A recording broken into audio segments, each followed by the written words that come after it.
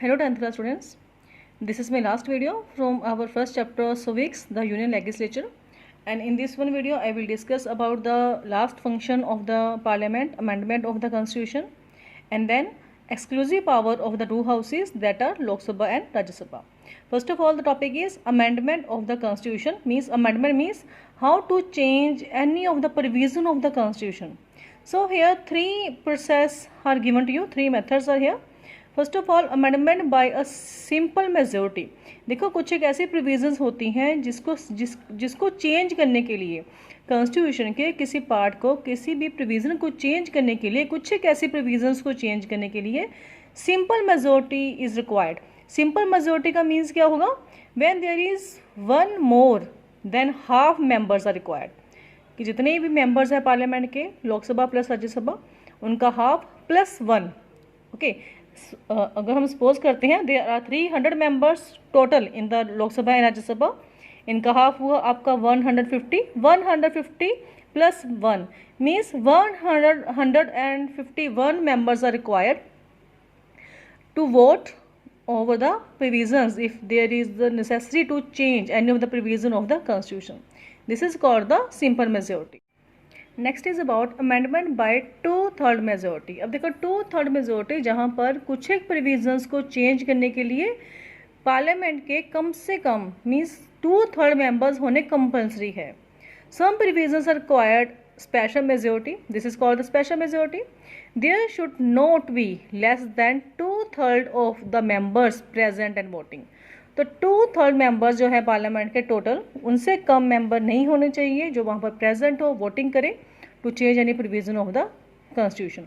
And this is partly rigid procedure. देखो ये जो प्रोसीजर था, this is the simple procedure and this is the partly rigid procedure. Next है आपका amendment by 2/3 majority as well as state legislatures approval. अब कुछ एक ऐसे प्रोविजंस होते हैं जिसके लिए 2/3 मेजोरिटी की तो रिक्वायरमेंट है ही है, साथ में स्टेट लेजिस्लेचर, जो स्टेट के लेजिस्लेचर्स हैं वो भी अप्रूवल प्रोवाइड करेंगे, तभी वो प्रोविजन जो होंगी वो चेंज होंगी. First of all this is very rigid method of amending the constitution. तो ये काफ़ी टिपिकल मेथड है, काफ़ी रिजिड है, क्योंकि एक तो देखो 2/3 मेजोरिटी पार्लियामेंट के मेंबर्स की चाहिए, फिर स्टेट लेजिस्लेचर्स की भी चाहिए. Some special provisions in the constitution require a 2/3 majority of the parliament as well as ratified by not less than 1/2 of the state legislatures. जितने भी स्टेट लेजिस्लेचर्स हैं, अगर सपोज 28 स्टेट लेजिस्लेचर्स हैं, उनसे means not less than half से कम नहीं होने चाहिए, जो यहाँ पर सपोर्ट करेंगे, अप्रूवल प्रोवाइड करेंगे, वोटिंग में पार्टिसिपेट करेंगे. जब भी यहाँ पर अमेंडमेंट की बात होगी, कोई प्रोविज़न लेकर आई जाएगी कि कुछ हमने किसी प्रोविज़न को चेंज करना है, तो वहाँ पर 2/3 मेंबर्स होने कंपल्सरी हैं, एक तो पार्लियामेंट के. Secondly more than half of the state legislatures जो होंगी वो इसको सपोर्ट प्रोवाइड करेंगे, इसके रिगार्डिंग वोटिंग करेंगे. So this is a very rigid method to amend the any clause, any provision of the constitution. So next topic students about the exclusive power of the two houses of the parliament. सबसे पहले बात करेंगे हम special powers of the Lok Sabha. Lok Sabha के पास कौन कौन सी powers होती हैं जो इसकी स्पेशल पावर्स होंगी ओनली विद द लोकसभा.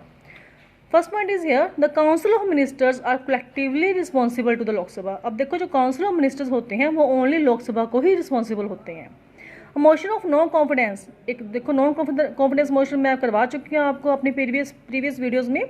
तो अगर जो नॉन कॉन्फिडेंस मोशन होता है against the government can only be introduced and passed in the Lok Sabha. तो लोकसभा में ही इंट्रोड्यूस होगा, वहीं पर पास होगा.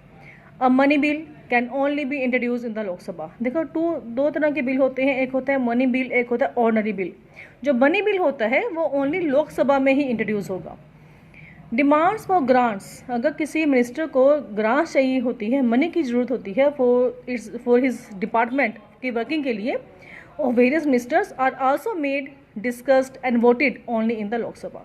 तो जो डिमांड होगी ग्रांट्स की उसके वो भी कहाँ पर की जाएगी? उन लोकसभा में. उसी के ऊपर फिर डिस्कशन होगी, वोटिंग होगी, that is only in the Lok Sabha. So these are the special powers, that's why Lok Sabha is called the more powerful than the Rajya Sabha. ये आपका इस क्वेश्चन का आंसर बनता है, why Lok Sabha is called more powerful than the Rajya Sabha. Now next is the special powers of the Rajya Sabha. तो राज्यसभा की special powers कौन कौन सी हैं, कौन से इसको एक्स्ट्रा बेनिफिट गिव है इसके पास। So first point is here, the Rajya Sabha has a power to make the law on a subject mention in the state list. अब देखो राज्यसभा के पास पावर होती है कोई से भी ऐसे सब्जेक्ट के ऊपर लॉ बनाने की, लॉ क्रिएट करने की जो कि स्टेट लिस्ट में मेंशन है, जो कि कहाँ पर मेंशन है, स्टेट लिस्ट में। अदरवाइज देखो जो स्टेट लिस्ट में जितने भी सब्जेक्ट्स होते हैं उसके ऊपर राइट होता है स्टेट लेजिस्लेचर्स को to make the laws. But if it is in the national interest, अगर ये नेशनल इंटरेस्ट में है, नेशनल के बेनिफिट में है, and the resolution is supported by the 2/3 of its members present and voting on it, और राज्यसभा के 2/3 members present हैं, इसके रिगार्डिंग वोटिंग करते हैं, तब राज्यसभा के पास पावर होगी to make the laws on a subject mention in the state list. It can create one or more all India services common to the union and the states.